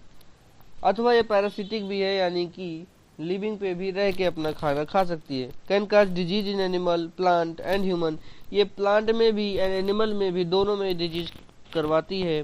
Can survive without oxygen. पहली ऐसी लिविंग सेल है, स्मॉलेस्ट लिविंग सेल है, जो कि बिना ऑक्सीजन के भी सर्वाइव कर सकती है। प्लियोमार्फिक होती है, यानी कि इसका शेप फिक्स नहीं होता है, क्योंकि सेलवाल नहीं है। सेलवाल ही तो शेप देता है, जब सेलवाल एब्सेंट है देन शेप फिक्स नहीं होगा। पेनिसिलिन रेजिस्टेंट होती है। क्यों होती है? पेनिसिलिन डालेंगे तो इसमें कोई असर नहीं होता है, क्योंकि पेनिसिलिन काम करती है सेलवाल पे एंड इसमें तो सेलवाल है ही नहीं, इसलिए पेनिसिलिन रेजिस्टेंट होती है। Pathogenic to both plant and animal दोनों के लिए पैथोजेनिक होती है। इसका एक इम्पॉर्टेंट पॉइंट है ट्राइलैमिनर मेम्ब्रेन। इसमें क्या होता है कि इसका जो सेल मेम्ब्रेन होता है उसमें 3 लेयर प्रेजेंट होती हैं। हमारे में तो लिपिड की बाई लेयर होती है, यहाँ पे 3 लेयर प्रेजेंट होती हैं, जो कि इम्पोर्टेंट है। अपीयरेंस इसका फ्राइड एग अपीयरेंस होता है एंड ये कैसे है? फैकल्टेटिव एनारोब है, मतलब कि ऑप्शनली एनारोब, यानी कि अगर इनको ऑक्सीजन ना मिले तब भी जी लेंगे। सो ये रहा पूरा बात किसके बारे में? किंगडम मोनेरा के बारे में। आई होप आप सभी को याद आ गया होगा, सब कुछ रिवाइज हो गया होगा, क्योंकि बड़ी मेहनत से रिवाइज करा रहा हूँ, सारे पॉइंट कवर कर रहा हूँ। अब आप एक थोड़ा सा ब्रेक ले सकते हैं, उसके बाद फिर से वीडियो को चालू कीजिए। और हाँ, अगर ये मेहनत आपको पसंद आई हो देन इसी मध्यांतर में आप वीडियो को शेयर और चैनल को सब्सक्राइब कर सकते हैं, ताकि और अच्छे तरीके से मैं रिवाइज करने का मुझे हौसला मिले। आई होप आप सभी लोगों ने ब्रेक ले लिया होगा। बात करते हैं किंगडम प्रोटिस्टा की। किंगडम हमने मोनेरा खत्म किया, kingdom Monera, Protista, Fungi, Plantae, Animalia. तो मोनेरा हमने खत्म कर लिया, सारे पॉइंट कवर कर लिए हैं। अब उसके बाद हम बात करते हैं किंगडम प्रोटिस्टा की। किंगडम प्रोटिस्टा की अगर हम बात करें देन ये कैसे होते हैं? मेनली एक्वाटिक एनिमल है, यानी कि अधिकतर ज्यादा से ज्यादा मात्रा में ये पानी में ही पाए जाते हैं। Kingdom protista mainly aquatic animal है। इसमें रखा किसको गया? यूनिसेल्ड यूकैरियोट को। सभी के सभी यूनिसेल्ड यूकैरियोट, चाहे जिसके किसी के पास सेल वाल है कोई बात नहीं, सेल वाल नहीं कोई बात नहीं, कैसा होना चाहिए? यूकैरियोट होना चाहिए। कैसा होना चाहिए? यूकैरियोटिक सेल होना चाहिए, लेकिन यूनिसेल होना चाहिए, यानी कि एक ही सेल होना चाहिए उसके जीवन काल में। तो मेनली एक्वाटिक है। यूनिसेल यूकैरियोट को इसमें रखा गया किंगडम प्रोटिस्टा में। कोई वेल डिफाइंड बाउंड्री नहीं है इसकी। क्या है? कोई वेल डिफाइंड बाउंड्री नहीं है, बस यूनिसेल यूकैरियोट हो सकते हैं, यूनिसेल यूकैरियोट होने चाहिए। प्लांट लाइक हो सकते हैं, एनिमल लाइक हो सकते हैं, फंजाई लाइक हो सकते हैं। प्लांट लाइक मतलब सेलुलोजिक सेल वाले प्लांट लाइक हो गए, लेकिन यूनिसेल यूकैरियोट है तो प्रोटिस्टा में डाल दो। सेल वाल नहीं है, यूनिसेल यूकैरियोट है, तब भी एनिमल का फीचर है, फिर भी प्रोटिस्टा में डाल दो। सेलवाल है लेकिन काइटिनस सेलवाल है, लेकिन यूनिसेल यूकैरियोट है, तब भी फंजाई में ना डाल के हम क्या डाल देंगे? प्रोटिस्टा में डाल देंगे। इसलिए कोई वेल डिफाइंड बाउंड्री नहीं है। सिर्फ क्या होना चाहिए, यूनिसेल यूकैरियोट होना चाहिए। सेल वॉल कुछ में प्रेजेंट हो भी सकती है, कुछ में नहीं भी हो सकती है। न्यूक्लियस तो प्रेजेंट होता ही है क्योंकि यूकैरियोट है। मेम्ब्रेन बाउंड सेल ऑर्गेनेल तो होंगे ही क्योंकि यूकैरियोटिक सेल है। कुछ के पास सीलिया एंड फ्लैजिला देखने को मिल जाता है एंड रिप्रोडक्शन करता है थ्रू बाइनरी फिजन। यूनिसेल्ड है, बाइनरी फिजन करके रिप्रोडक्शन करता है। Sexual reproduction by cell fusion and zygote formation. Sexual reproduction कैसे करता है, सेल फ्यूजन करके अथवा जाइगोट फॉर्मेशन करके भी सेक्सुअल रिप्रोडक्शन कर सकता है। दिस किंगडम जो क्या काम करता है, ये लिंक बनाता है between plant, animal and fungi. Kingdom protista जो है एक लिंक है, एक कड़ी है, kingdom Plantae, animalia and fungi को जोड़ने वाली एक कड़ी होती है, दैट इज किंगडम प्रोटिस्टा। और जैसा कि मैंने वीडियो की शुरुआत में बताया था कि किंगडम प्रोटिस्टा बहुत इंपॉर्टेंट है, मोनेरा भी इंपॉर्टेंट है, प्रोटिस्टा भी इंपॉर्टेंट है। अब वैसे तो ये पूरा चैप्टर बहुत इंपॉर्टेंट है, बट किंगडम प्रोटिस्टा बहुत इंपॉर्टेंट है। किंगडम प्रोटिस्टा में कुछ और एग्जांपल्स जाते हैं, कुछ ऑर्गेनिज्म अलग अलग टाइप के होते हैं, जैसे कि chrysophyte, dinoflagellate, euglenoids, slime mould and protozoa. इसमें 5 कैटेगरी में हम डिवाइड कर देते हैं। कौन कौन सा, chrysophyte, dinoflagellate, euglenoids, slime mould and protozoa. अब हम एक एक की बात करेंगे। पहले क्राइसोफाइट के बारे में जो एनसीईआरटी में सारे पॉइंट्स हैं, फिर डायनोफ्लैजिलेट के बारे में, यूग्लिनाइड के बारे में, स्लाइम मोल्ड के बारे में एंड प्रोटोजोआ के बारे में बात करेंगे। सबसे पहले बात करते हैं क्राइसोफाइट के बारे में। क्राइसोफाइट में आते कौन है, डायएटम एंड डेस्मिड्स। क्राइसोफाइट में कौन आते हैं, डेस्मिड्स एंड डायएटम। डेस्मिड का एग्जाम्पल क्या है, डेस्मिड का एग्जाम्पल क्या है, ब्राउन एल्गी। एंड डायटम का एग्जाम्पल क्या है, सॉरी यहाँ पे थोड़ा करेक्शन है। सबसे पहले क्राइसोफाइट में कौन आते हैं, क्राइसोफाइट में आते हैं brown algae and golden brown algae. Chrysophyte को 2 कैटेगरी में डिवाइड कर दिया, brown algae and golden brown algae. अब ब्राउन एल्गी का एग्जाम्पल है desmid and golden brown algae का एग्जाम्पल है डायटम। ठीक, क्लियर हुआ। एंड ये डायटम जो है बहुत इंपॉर्टेंट है। हैबिटेट क्या है सबसे पहले बात करेंगे, देन फ्रेश वाटर में भी रह सकते हैं, मरीन वाटर में भी रह सकते हैं। सेलवाल की बात करें तो डायटम में जो एनसीईआरटी में स्पेसिफिक मेंशन है, डायटम में 2 थिन ओवरलैपिंग सेलुलोजिक सेल्स होती हैं। क्या 2 थिन ओवरलैपिंग सेलुलोजिक सेल्स होती हैं, जिनमें सिलिका लगा हुआ होता है, सॉफ्ट बॉक्स लाइक अपीयरेंस होता है, और वो दोनों सेल्स एक दूसरे पे फिक्स हो जाती है, फिट हो जाती है। किस कहाँ पे पाई जाती हैं, डायटम में पाई जाती हैं। न्यूट्रिशन की बात करते हैं, देन ऑटोट्रॉफिक होते हैं। ये जो क्राइसोफाइट है ये ऑटोट्रॉफिक होते हैं। एंड इतना ही नहीं, chief producers in ocean ecosystem में चीफ प्रोड्यूसर होता है। कौन चीफ प्रोड्यूसर है ओशियन इकोसिस्टम में, डायटम क्या है, chief producer in ocean ecosystem. उसके बाद लोकोमोशन की बात करें, लोकोमोशन कैसे करते हैं, देन पैसिव फ्लोटिंग करते हैं, इसीलिए इनको फाइटोप्लैंक्टन भी कहा जाता है।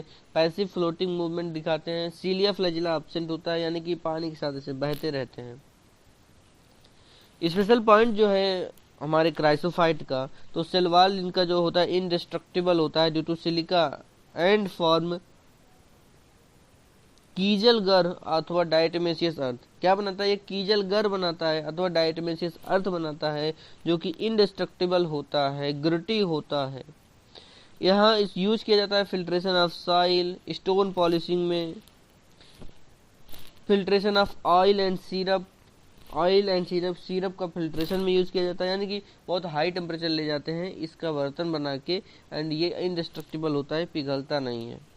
इस वजह से यूज किया जाता है filtration of oil and syrup में, स्टोन पॉलिशिंग में। क्राइसोफाइट में हमने बात कर लिया डायटम एंड डेस्मिड्स के बारे में। अब बात करेंगे डायनोफ्लैजिलेट्स के बारे में, that is chrysophyte, dinoflagellate, euglenoid, slime mould and protozoa, जो कि प्रोटिस्टा के अंदर हमको पढ़ना है। देन क्राइसोफाइट हो गया। हम डायनोफ्लैजिलेट की बात करें तो ये मेनली मरीन होते हैं। डायनोफ्लैजिलेट क्या है, मेनली मरीन है। ज़्यादातर ये मरीन वाटर में ही पाए जाते हैं, समुद्री जल में पाए जाते हैं। सेलवाल जिसमें क्या होते हैं, इसके सेलवाल में, डायनोफ्लैजिलेट के सेलवाल में स्टिफ सेलुलोजिक प्लेट्स होती हैं। ऑटोट्रॉफिक ये भी होते हैं, कौन, डायनोफ्लैजिलेट ऑटोट्रॉफिक होते हैं। 2 डिसिमिलर फ्लैजिला देखने को मिलता है, डायनोफ्लैजिलेट में दो अलग अलग तरीके के फ्लैजिला देखने को मिलते हैं, एक ट्रांसवर्स होता है तो दूसरा लॉन्गिट्यूडिनल होता है। एंड इसका इंपॉर्टेंट फाइंड क्या है डायनोफ्लैजिलेट का, रेड टाइड करवाते हैं। क्या करवाते हैं, red tide, rapid multiplication and spreading of red dinoflagellate Gonyaulax. एक गोनियोलिक्स है, किसका एग्जांपल है, डायनोफ्लैजिलेट का है, जो कि रेड डायनोफ्लैजिलेट है। ये रैपिड मल्टीप्लिकेशन करता है and spreading of red colour जो है, समुद्र के बीच बीच में रेड कलर आ जाता है, किसकी वजह से, डायनोफ्लैजिलेट यूग्लिनाइड की वजह से। इसे जिसका, और वो कौन सा है डायनोफ्लैजिलेट यूग्लिनाइड, कौन सा है, दैट इज गोनियोलिक्स। एंड ये कराता क्या है, रेड टाइड कराता है, यानी कि समुद्र में बीच बीच में रेड कलर आपको दिखाई देता है। नहीं तो आप अभी गूगल पे जाके सर्च कीजिए रेड टाइड, कुछ पिक्चर्स आएंगी, आपको क्लियर हो जाएगा कि गोनियोलिक्स यानी कि डायनोफ्लैजिलेट क्या काम करता है। तो क्या कराता है, रेड टाइड कराता है। टॉक्सिन भी रिलीज करते हैं ये डायनोफ्लैजिलेट, जिसे सैक्सी टॉक्सिन कहा जाता है, आपको याद ही होगा, ये नाम तो आप कैसे भूल सकते हैं। क्या कहा जाता है, सैक्सी टॉक्सिन, तो सिक्रीट करता है ड्यूरिंग रेड टाइड कॉज। जब ये रेड टाइड करा रहा होता है कौन, डायनोफ्लैजिलेट, जब रेड टाइड कराता है यानी कि समुद्र लाल दिखाई देने, समुद्र में जगह जगह पर लाल लाल कलर दिखाई देने लगते हैं, रेड कलर दिखाई देने लगते हैं, तो उसी समय ये एक टॉक्सिन रिलीज करता है, सैक्सी टॉक्सिन, जो कि क्या कराता है, पैरालिटिक सेल्फ पॉइजनिंग कराता है, किसके लिए, पॉइजन का काम करता है। डायनोफ्लैजिलेट का एग्जाम में बहुत इंपॉर्टेंस है, और आप यहाँ पे जाके डायग्राम एक बार एनसीईआरटी से देख लीजिए।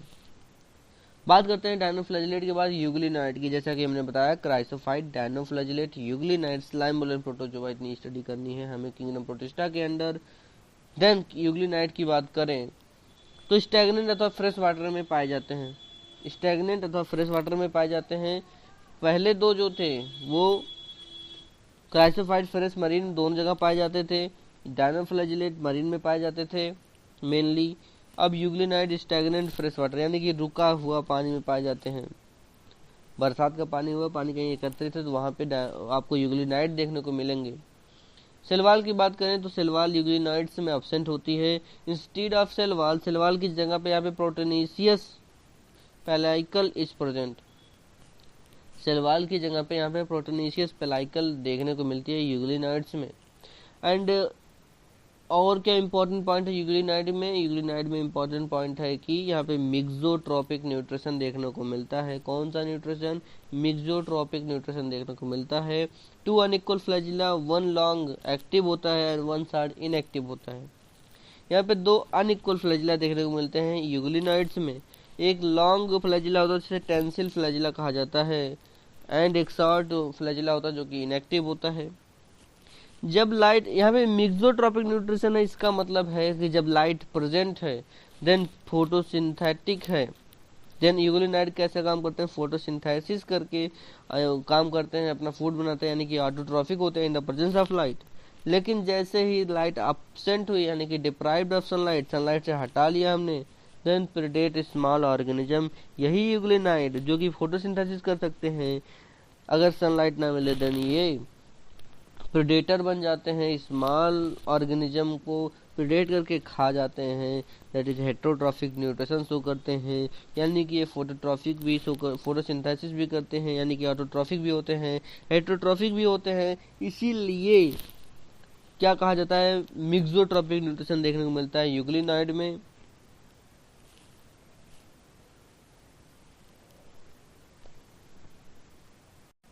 तो यहाँ पर 2 कंफ्यूजिंग पॉइंट आते हैं, एक वर्ड आता है, एक टर्म आता है दैट इज मिक्सोट्रॉपिक न्यूट्रिशन, दूसरा आता है मोस्ट एक्सटेंसिव मेटाबॉलिक डाइवर्सिटी। तो मोस्ट एक्सटेंसिव मेटाबॉलिक डाइवर्सिटी देखने को मिलती है किंगडम मोनेरा में। मिक्सोट्रॉपिक न्यूट्रिशन देखने को मिलता है प्रोटिस्टा के अंदर यूग्लिनाइड्स में। मिक्सोट्रॉपिक न्यूट्रिशन का मतलब है कि ये फोटोसिंथेसिस भी कर सकते हैं एंड प्रेडेशन भी कर सकते हैं, यानी कि ये ऑटोट्रॉफिक भी होते हैं, हेटेरोट्रॉफिक भी होते हैं। एंड जो किंगडम मोनेरा में मोस्ट एक्सटेंसिव मेटाबॉलिक डाइवर्सिटी का मतलब होता है कि वहाँ पे हर तरीके का मेटाबॉलिक प्रोसेस चलता है, यानी कि फोटोट्रॉफिक, फोटोसिंथेसिस भी है, फोटोट्रॉपिक भी है, हेट्रोट्रॉपिक भी है। ऑटोट्रॉपिक भी है, फोटोट्रॉपिक हेट्रोट्रॉपिक भी है। ऑटोट्रॉपिक में फोटोसिंथेसिस कर रहे हैं, फोटोसिंथेसिस में कीमोसिंथेसिस कर सकते हैं। एंड फोटोसिंथेटिक हो सकते हैं। हेट्रोट्रॉपिक में पैरासाइटिक भी हो सकते हैं, सेप्रोफाइटिक भी हो सकते हैं, यानी कि हर तरीके का हो रहा है। यानी कि फोटोसिंथेटिक भी है, कीमोसिंथेसिस भी है, पैरासाइटिक भी है, सेप्रोफाइटिक है। किसमें? किंगडम मोनेरा में। इसे कहा जाता है मोस्ट एक्सटेंसिव मेटाबॉलिक डाइवर्सिटी। लेकिन यूग्लिनॉइड्स के अंदर ये ऑटोट्रॉपिक भी हैं एंड हेट्रोट्रॉपिक भी हैं, इसीलिए क्या कहा जाता है? Mixotrophic nutrition. अब बात करते हैं हम किंगडम प्रोटिस्टा के अंदर क्राइसोफाइट, डायनोफ्लैजेलेट, यूग्लिनाइड का हो गया। अब बात करेंगे स्लाइम मोल्ड के बारे में। तो स्लाइम मोल्ड की बात करें, कहाँ पाए जाते हैं? सबसे पहले बताऊं तो अब जंगल में निकल गए। जंगल में आपने देखा कि एक टूटी हुई लकड़ी का टुकड़ा पड़ा हुआ था, एक पेड़ गिरा हुआ था, सड़ रहा था, उस पे पाए गए कौन? Slime mould. यानी कि कहाँ पे पाए गए? Decaying twigs and leaves engulfing dead organic matter. बेचारे मरे हुए ट्विग्स, बड़े हुए लकड़ी के गट्टे पे, पत्तियों पे पड़े हुए उसको खाते हैं, डेड ऑर्गेनिक मैटर को खाते रहते हैं। कौन है? Slime mould. शैलवाल की बात करें तो इनके वेजिटेटिव फेज में कोई शैलवाल देखने को नहीं मिलता है, जो कि एनिमल का फीचर है। लेकिन इनके स्पोर में ट्रू सेलुलोजिक शैलवाल देखने को मिलती है, जो कि प्लांट का फीचर है। यानी कि slime mould animal and plant को जोड़ने वाली इकाई बन जाते हैं। हेट्रोट्रॉफिक सेप्रोफाइटिक है, यानी कि चीजों को डिकम्पोज करके खाते हैं, हेट्रोट्रॉफिक है ये। स्पेशल पॉइंट स्लाइम मोल्ड का, तो फेवरेबल कंडीशन में एग्रीगेट फॉर्म करते हैं, यानी कि सेल से सेल से सेल से सेल से सेल से सेल जुड़ता जाता है एंड बना लेते हैं। ये एक aggregate condition, that is Plasmodium कहा जाता है उनको। अनफेवरेबल कंडीशन में स्पोर फॉर्मेशन करते हैं इन स्पोरेंजिया के अंदर स्पोर फॉर्मेशन करते हैं, जैसे फ्रूटिंग। स्पोरेंजिया क्या है? इनका फ्रूटिंग बॉडी है। इनके फ्रूटिंग बॉडी स्पोरेंजिया के अंदर स्पोर का फॉर्मेशन करते हैं अनफेवरेबल कंडीशन में। स्पोर की बात करें, जो बहुत बार पूछा गया है नीट एग्जाम में, दैट इज ट्रू सेलवाल इस पे पाई जाती है। सर्वाइव फॉर मैनी ईयर्स, कई सालों तक सर्वाइव कर सकती है in adverse condition. Dispersion by air current के थ्रू इसका डिस्पर्सन होता है, एक जगह से दूसरी जगह पहुंच सकता है। स्लाइम मोल्ड का diagram of NCERT 11th biology के चैप्टर बायोलॉजिकल क्लासिफिकेशन से देख सकते हैं। अब बात करते हैं प्रोटोजोआ के बारे में। किंगडम प्रोटिस्टा के अंदर प्रोटोजोआ, यानी कि किंगडम प्रोटिस्टा में क्राइसोफाइट, डायनोफ्लैजेलेट, यूग्लिनाइड, स्लाइम मोल्ड हमने खत्म कर लिया। प्रोटोजोआ की बात करें तो कहाँ पाए जाते हैं? सबसे पहली बात तो यही आती है, प्रोटोजोआ फ्रेश वाटर में, सी वाटर में, मॉइस्ट सॉइल, तीनों जगह पाए गए। शैलवाल, कोई शैलवाल नहीं थी प्रोटोजोआ पे। हेट्रोट्रॉफिक ही थे ये। न्यूट्रिशन की बात करें तो ये हेट्रोट्रॉफिक थे। अगर लोकोमोशन की बात करें, कैसे ये चल पाते थे, तो प्रोटोजोआ सीलिया के थ्रू चल गए तो सीलिएट्स, फ्लैजिला के थ्रू अगर चल रहे हैं देन फ्लैजिलेट्स, एंड अगर स्यूडोपोडिया फॉर्मेशन के थ्रू चल रहे हैं देन अगर कोई मोटाइल स्ट्रक्चर नहीं है तो कैसे चल सकते हैं? ये स्यूडोपोडिया फॉर्मेशन के थ्रू चल सकते हैं। यहाँ पे क्या आ गए? स्यूडोपोडिया के थ्रू चल रहे हैं देन अमीबॉइड, स्यूडोपोडिया के थ्रू चल रहे हैं, अमीबॉइड कंडीशन होती है। Amoeboid protozoan moved by pseudopodia. यहाँ पे लोकोमोशन के बेसिस पे स्लाइम प्रोटोजोआ को क्लासिफाई किया गया, जैसे कि अमीबॉइड, फ्लैजिलेट्स, सिलिएट्स एंड स्पोरोजोआन्स। अगर वो अमीबॉइड प्रोटोजोआन होंगे कब? जब वो स्यूडोपोडिया के थ्रू मूवमेंट दिखाएंगे। फ्लैजिलेटेड प्रोटोजोआन होंगे लाइक ट्रिप्नोसोमा, एग्जांपल है ट्रिप्नोसोमा, जो कि स्लीपिंग सिकनेस कराता है। काज स्लीपिंग सिकनेस क्या कराता है? स्लीपिंग सिकनेस कराता है। एंड मूवमेंट कैसे शो करता है? फ्लैजिला प्रेजेंट होता है, इसीलिए फ्लैजिलेट्स है। एग्जांपल ट्रिप्नोसोमा, जो कि स्लीपिंग सिकनेस कराता है। Ciliated protozoan moves by cilia, जैसे कि Paramecium. And sporozoan like Plasmodium, cause malaria, जो स्पोरोजोआन होते हैं वो मूवमेंट नहीं शो करते हैं। एंड जैसे कि एग्जांपल क्या है? प्लाज्मोडियम। एंड ये प्लाज्मोडियम कई टाइप के होते हैं, जैसे कि Plasmodium falciparum, Plasmodium malariae, Plasmodium ovale, Plasmodium knowlesi. तो ये प्लाज्मोडियम जो है ये मलेरिया काज करते हैं। ये एग्जाम्पल है इसका स्पोरोजोआन का, किसके अंदर? प्रोटोजोआ के अंदर। ये कोई मूवमेंट शो नहीं करता है। तो ये पूरा का पूरा प्रोटोजोआ खत्म हो गया, यानी कि किंगडम प्रोटिस्टा खत्म हो गया। हमने किंगडम मोनेरा खत्म कर लिया, प्रोटिस्टा खत्म कर लिया। अब बात करेंगे किंगडम फंजाई के बारे में। अब तक वीडियो अच्छी लगी हो तो चैनल को सब्सक्राइब कर लीजिए जितने लोग बचे हुए हैं, एंड वीडियो को शेयर कर दीजिए डेफिनेटली। आगे बात करते हैं किंगडम फंजाई के बारे में। तो सबसे पहले बात करेंगे कॉस्मोपॉलिटन नेचर होता है, यानी कि हर जगह पाए जाते हैं। आपको दांत खाज खुजली हुई है, दिन वहां भी प्रेजेंट है। आप मशरूम खा रहे हैं, वो ही फंजाई है। तो हॉट ह्यूमिड इन्वायरमेंट में ये ग्रो करते हैं। कहाँ? हॉट एंड ह्यूमिड प्लेसेस में ये ग्रो करना प्रेफर करते हैं, यानी कि गर्म होना चाहिए, नमी होनी चाहिए, वहां पे ग्रो करेंगे। Great diversity in morphology and habitat, इनका जो मॉर्फोलॉजी होता है, हैबिटेट जो होता है, बहुत बड़ी डाइवर्सिटी है, यानी कि बहुत जगह पे पाए जाते हैं, बहुत तरीके के होते हैं। मॉर्फोलॉजी का मतलब बहुत अलग अलग स्ट्रक्चर के रूप में हो सकते हैं, हैबिटेट अलग अलग है, यानी कि बहुत अलग अलग जगह पे पाए जाते हैं। हमने बता दिया कि प्रेफर करते हैं to grow in hot humid environment. Body की बात करें तो बॉडी इनका माइसीलियम होती है, माइसीलियम के फॉर्मेट में होता है। एंड ये माइसीलियम दो टाइप से हो सकता है, एसेप्टेट सिनोसाइटिक, दूसरा branch and septate. Branch and septate कहाँ पे होता है? एस्कोमाइसिटीज, बेसिडियोमाइसिटीज, ड्यूटेरोमाइसिटीज में होता है। क्या होता है यहाँ पे? ब्रांच एंड सेप्टेट होता है। And aseptate coenocytic, aseptate coenocytic का मतलब है एक से दूसरे सेल में जो है प्रोटोप्लास्ट फ्यूज हो गया है, एंड न्यूक्लियस एक सेल से उठ के दूसरे में जा सकता है। मल्टी न्यूक्लिएटेड कंडीशन आ जाती है, दैट इज फाइकोमाइसिटीज में देखने को मिलता है एसेप्टेट सिनोसाइटिक। सेल वॉल इनका काइटिन एंड पॉलीसेकेराइड दोनों का मिलकर बना होता है। किंगडम फंजाई का cell wall chitin and polysaccharide दोनों का मिल के बना होता है। रिप्रोडक्शन वेजिटेटिव भी कर सकते हैं, एसेक्सुअल भी शो करते हैं, सेक्सुअल रिप्रोडक्शन भी दिखाते हैं।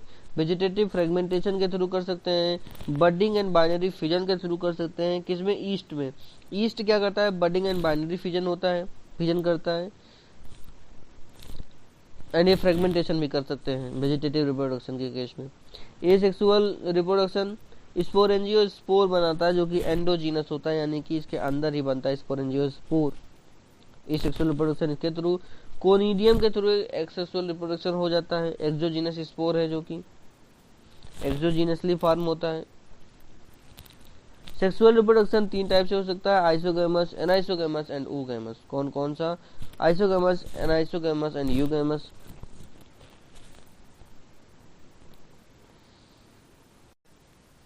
और इसी किंगडम फंजाई को यूनिक किंगडम ऑफ हेटरोट्रॉफ भी कहा जाता है, यानी कि अलग अलग टाइप के यहाँ पे हेटरोट्रॉफ पाए जाते हैं। जैसे कि कुछ पैरासाइटिक हो सकते हैं, जैसे कि एग्जांपल है एल्ब्यूगो। सेप्रोफाइटिक फंजाई भी देखने को मिलते हैं, जैसे कि म्यूकर एंड मशरूम, ये क्या है? सेप्रोफाइटिक है। कुछ सिम्बायोटिक फंजाई भी हैं, जो कि जैसे कि लाइकन में फंजाई एल्गी का एसोसिएशन, माइकोराइजा जिसमें कि फंजाई एंड हायर प्लांट के रूट का एसोसिएशन होता है। तो अब आगे बात करते हैं किंगडम फंजाई में और आगे। अब बात करेंगे कि sexual reproduction in fungi. Fungi में सेक्सुअल रिप्रोडक्शन का क्या स्टेप होता है, क्या प्रोसेस होता है। सबसे पहले बात करते हैं, कोई फंगल माइसीलियम है, दैट इज उसका हैप्लॉइड होता है। फंगल माइसीलियम कैसा होता है? हैप्लॉइड होता है। वहां से गैमीट्स बनेंगे। गैमीट का क्या होगा? वहां पे क्या होगी? प्लाज्मोगैमी होगी। गैमीट्स में सबसे पहले क्या स्टेप आएगा? सेक्सुअल रिप्रोडक्शन ऑफ फंजाई में सबसे पहला स्टेप प्लाज्मोगैमी, फिर कैरियोगैमी, एंड देन क्या होगा? मियोसिस। प्लाज्मोगैमी में क्या होगा? दो हैप्लॉइड सेल के जो गैमीट है उनका फ्यूजन होगा प्लाज्मा का। उसके बाद कुछ केसेस में, किसमें? कुछ केसेस में दैट इज एस्कोमासिटीज एंड बेसिडियोमासिटीज में क्या बन जाता है? डाइकैरियन फेज बन जाता है, N+N स्टेज आ जाती है। दो सेल फ्यूज हुए, प्लाज्मोगैमी हुआ, N+N स्टेज आती है किसके केस में? एस्कोमासिटीज एंड बेसिडियोमासिटीज के केस में। एंड डाइकैरियन स्टेज बना, फिर क्या होगी? उसमें कैरियोगैमी होगी, यानी कि न्यूक्लियस का फ्यूजन होगा, सेकेंड स्टेप। जाइगोट बन गया, डिप्लॉइड सेल बन गया। अब डिप्लॉइड सेल में यहाँ पर मियोसिस होगा, थर्ड स्टेप। एंड देन 4 जो है स्पोर बन जाएंगे एक डिप्लॉइड सेल से, एक जाइगोट से। आपको याद रखना है कि फाइकोमाइसिटीज में कैरियोगेमी होती है जस्ट आफ्टर प्लाज्मोगेमी। फाइकोमाइसिटीज के केस में कैरियोगेमी जस्ट आफ्टर प्लाज्मोगेमी के जस्ट आफ्टर हो जाती है, यानी कि फाइकोमाइसिटीज के केस में कैरियोगेमी तुरंत हो जाती है जैसे प्लाज्मोगेमी हुई तुरंत, यानी कि जैसे ही प्लाज्मा फ्यूज हुआ, जैसे कि उसका साइटोप्लाज्म फ्यूज हुआ, तुरंत ही न्यूक्लियस भी फ्यूज हो जाता है फाइकोमाइसिटीज के केस में। इसीलिए फाइकोमाइसिटीज में डाइकैरियन फेज देखने को नहीं मिलता है, यानी कि N+N स्टेज देखने को नहीं मिलती है। लेकिन एस्कोमाइसिटीज एंड बेसिडियोमाइसिटीज में काफ़ी टाइम होता है, किसके बीच में, प्लाज्मोगेमी एंड कैरियोगेमी के बीच में एक इंटरवल होता है, लार्ज इंटरवल होता है, जिससे N+N स्टेज एग्जिस्ट करता है। किसके केस में, एस्कोमाइसिटीज एंड बेसिडियोमाइसिटीज में।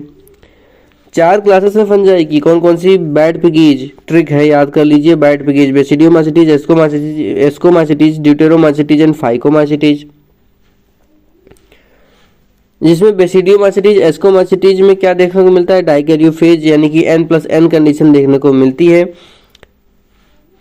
ड्यूटेरोमाइसिटीज में सेक्सुअल रिप्रोडक्शन होता ही नहीं है, देन उस पे वहाँ पे सेक्सुअल रिप्रोडक्शन में बनने वाले डाइकैरियोफेज की कोई बात ही नहीं है। उसके बाद आता है phycomycetes, bad piggies, P for phycomycetes. तो यहाँ पर क्या होता है कि डाइकैरियोफेज इस एब्सेंट होता है जबकि सेक्सुअल रिप्रोडक्शन प्रेजेंट है, और ये ऐसा इसलिए होता है क्योंकि प्लाज्मोगेमी एंड कैरियोगेमी के बीच ज़्यादा टाइम इंटरवल नहीं होता है, यानी कि कैरियोगेमी तुरंत ही हो जाता है, प्लाज्मोगेमी के होने के तुरंत बाद कैरियोगेमी हो जाता है फाइकोमाइसिटीज के केस में।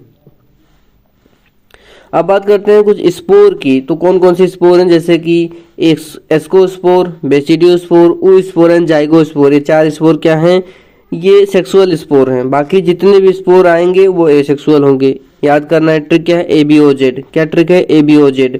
Ascospore, basidiospore, oospore and zygospore, ये क्या है, सेक्सुअल हैं, बाकी सब एसेक्सुअल स्पोर हैं। एंड क्वेश्चन आता है कि कौन एक्सोस्पोर है, कौन एंडोस्पोर है। Then BC, that is basidiospore and conidia, basidiospore and conidia exospore हैं, बाकी सारे सारे स्पोर एंडोस्पोर हैं।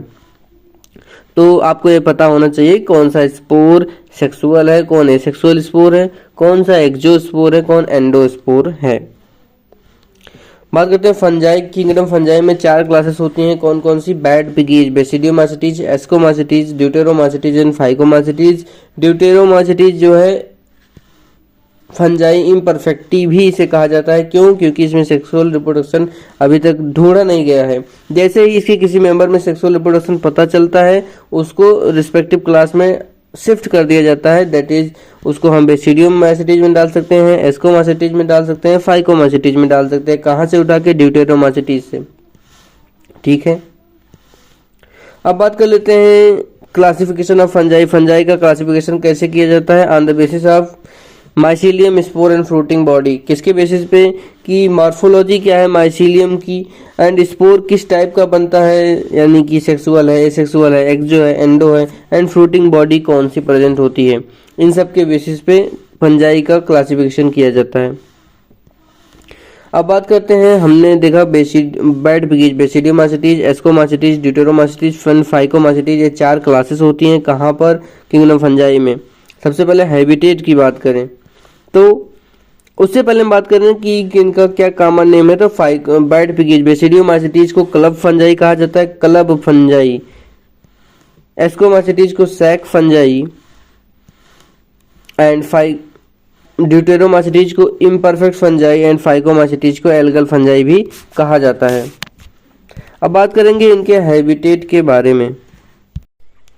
तो अब बात करते हैं हैबिटेट की। बेसिडियोमाइसिटीज जिसे क्लब फंजाई भी कहा जाता है, इसके हैबिटेट की बात करें तो ये soil, wooden logs, tree stump तीनों पर ग्रो कर सकता है। यहाँ तक कि कुछ जो बेसिडियोमाइसिटीज के जीव जंतु हैं, प्राणी हैं, वो क्या है, पैरासाइटिक भी हैं ऑन द प्लांट। कुछ बेसिडियोमाइसिटीज के एग्जाम्पल आप देखेंगे वो जो कि पैरासाइटिक हैं प्लांट पर। एस्कोमाइसिटीज सैप्रोफाइटिक हैं, पैरासाइटिक हैं, डिकम्पोजर हैं, एंड कोप्रोफिलस हैं। कोप्रोफिलस का मतलब होता है डंग लवर, यानी कि गोबर पर उगने वाले। तो एस्कोमाइसिटीज का ये हैबिटेट रहा क्या, सैप्रोफाइटिक, पैरासाइटिक, डिकम्पोजर एंड कोप्रोफिलस। ड्यूटेरोमास्टिस के हैबिटेट की बात करें देन कुछ इसमें से कैसे होते हैं, सैप्रोफाइटिक होते हैं, कुछ क्या है सैप्रोफाइट है, एंड पैरासाइट हैं, कुछ क्या है सैप्रोफाइट हैं, पैरासाइट हैं, बट मोस्टली जो ड्यूटेरोमास्टिस के प्राणी होते हैं वो क्या होते हैं, डिकम्पोजर होते हैं। याद कैसे रखेंगे, D for deuteromycetes, D for decomposer, D for deuteromycetes, D for decomposer. फिर आता है फाइकोमास्टिस एल्गल फंजाई, ये एक्वाटिक हैं, ये कहाँ पाए जाते हैं, एक्वाटिक, कुछ जो है एक्वाटिक होते हैं यानी कि वाटर में पाए जाते हैं,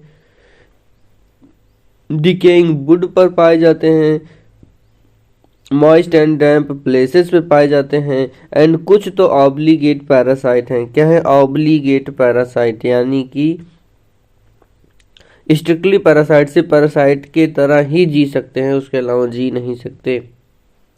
अब हम बात करेंगे हैबिटेट की, बात हो गई। अब इन चारों क्लासेस के लिए हम बात करेंगे माइसीलियम की। तो आपको ध्यान रखना है कैसे, बैड पिकीज से बेसिडियोमास्टिस, एस्कोमास्टिस, ड्यूटेरोमास्टिस एंड फाइकोमास्टिस, इसी सीक्वेंस में मैं बताऊंगा। यहाँ पे क्या है माइसीलियम, सबसे पहला क्या है, branch septate, branch septate, branch septate, unbranch aseptate, यानी कि ब्रांच सेप्टेट, उसके बाद ब्रांच एसेप्टेट, यानी कि जब जो आपका फाइकोमास्टिस है, बैड पिकीज, बेसिडियोमास्टिस, एस्कोमास्टिस, ड्यूटेरोमास्टिस एंड फाइकोमास्टिस, जो आप फाइकोमास्टिस देखते हैं वहाँ पर एसेप्टेट होता है। बाकी तीनों के तीनों क्लासेस में फंजाई के क्या होता है, ब्रांच सेप्टेट होता है। फाइकोमास्टिस में एसेप्टेट होता है, इसका मतलब क्या है कि वहाँ पे जो साइटोप्लाज्म है एक दूसरे से मिल जाते हैं, एंड न्यूक्लियस, एक माइसीलियम का न्यूक्लियस दूसरे माइसीलियम में चला जा सकता है, जिससे सिनोसाइटिक कंडीशन आ जाती है, यानी कि मल्टीपल न्यूक्लियस कंडीशन आ जाती है।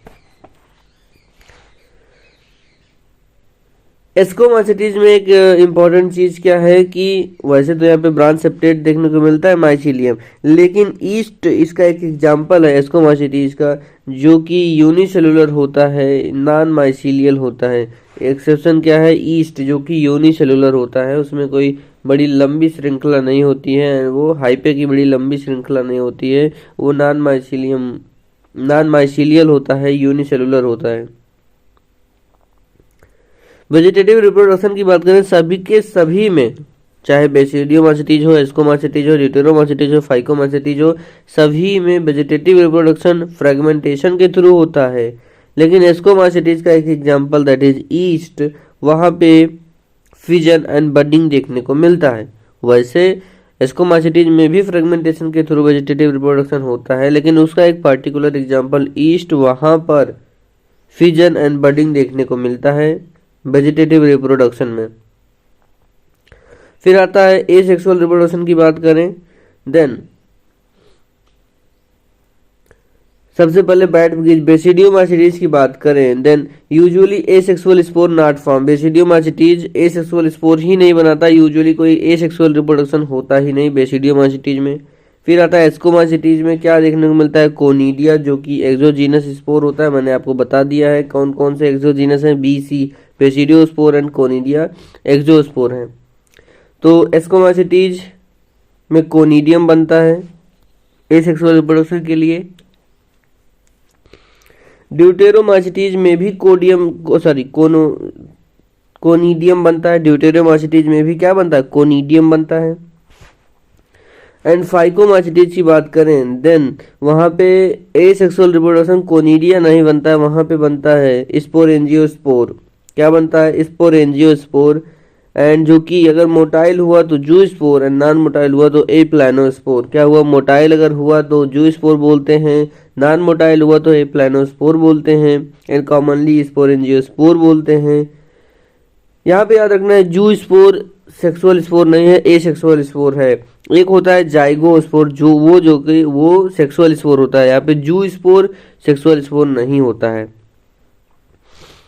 अब बात करेंगे सेक्सुअल रिप्रोडक्शन की। सबसे पहले बेसिडियोमास्टिस में क्या होता है, fusion of somatic cell of hyphae of different strain अथवा जीनोटाइप।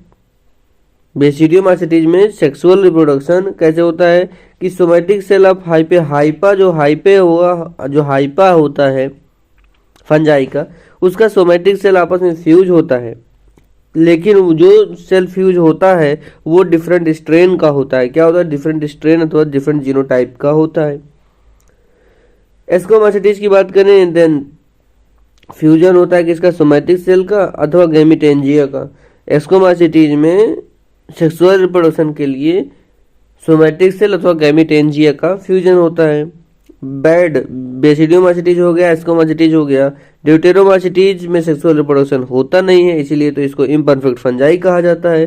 फिर फाइकोमाइसीटीज, फाइकोमाइसीटीज में सेक्सुअल रिप्रोडक्शन देखने को मिलता है। आइसोगैमस, एनाइसोगैमस एंड oogamous तीनों टाइप के सेक्सुअल रिप्रोडक्शन देखने को मिलते हैं किसमें? फाइकोमाइसीटीज में। Isogamous, anisogamous and oogamous। Meiosis की बात करें तो बैड पिगीज बेसिडियोमाइसीटीज में क्या होता है? मियोसिस कैसे होता है? अकर इन बेसिडियम इनसाइड बेसिडियोकार्प। मियोसिस कहाँ पे होता है? बेसिडियम में होता है, इनसाइड बेसिडियोकार्प। कहाँ पे? बेसिडियोमाइसीटीज में। एस्कोमाइसीटीज में अकर इन एस्कस इनसाइड एस्कोकार्प।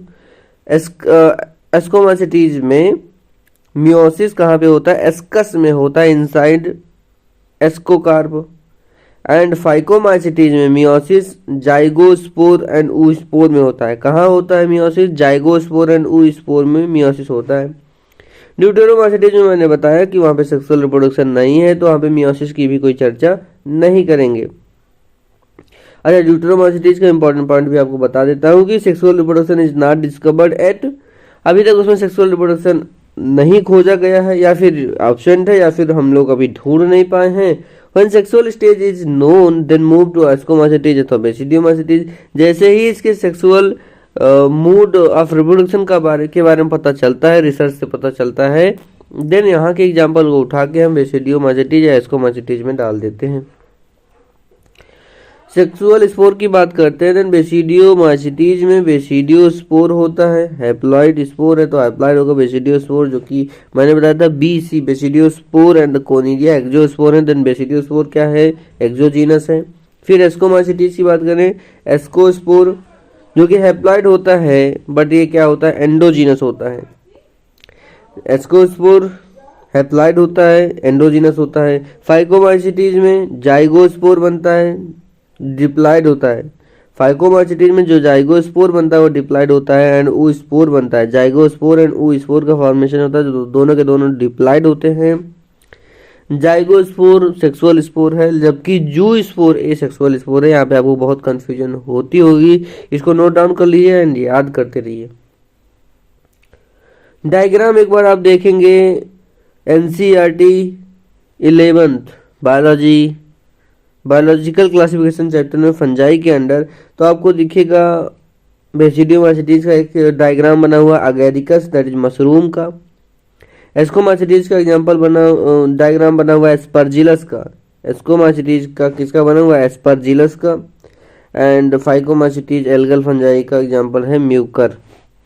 तो एग्जांपल्स अगर हम याद करें, देन बैड पिगीज बेसिडियोमाइसीटीज की बात करें, देन बेसिडियोमाइसीटीज का एग्जांपल क्या होगा? ब्रैकेट फंजाई हो गया, मशरूम हो गया, पफ बॉल, अगेरिकस, यूस्टिलागो स्मट, यूस्टिलागो जिसका कॉमन नेम होता है स्मट, एंड पक्सीनिया जिसका कॉमन नेम होता है रस्ट, एंड टोड स्टूल जो कि पॉइजनस मशरूम है। टोड स्टूल क्या है? पॉइजनस मशरूम है। ये बेसिडियोमाइसीटीज का एग्जांपल है। ट्रिक इसकी अगर बताऊं, देन UPA बेसिडियोमाइसीटीज का एग्जांपल कैसे याद कर सकते हैं आप? UPA, U for Ustilago, Puccinia and Agaricus. तीन एग्जांपल आपको ऐसे याद हो जाएंगे। कौन? Ustilago, Puccinia and Agaricus. Ustilago को स्मट कहा जाता है, पक्सीनिया को रस्ट कहा जाता है, अगेरिकस को मशरूम कहते हैं। एंड बेसिडियोमाइसीटीज का एग्जांपल ब्रैकेट फंजाई भी होता है, पफ बॉल भी होता है, and toadstool poisonous mushroom होता है, जो कि आपको याद रखना है।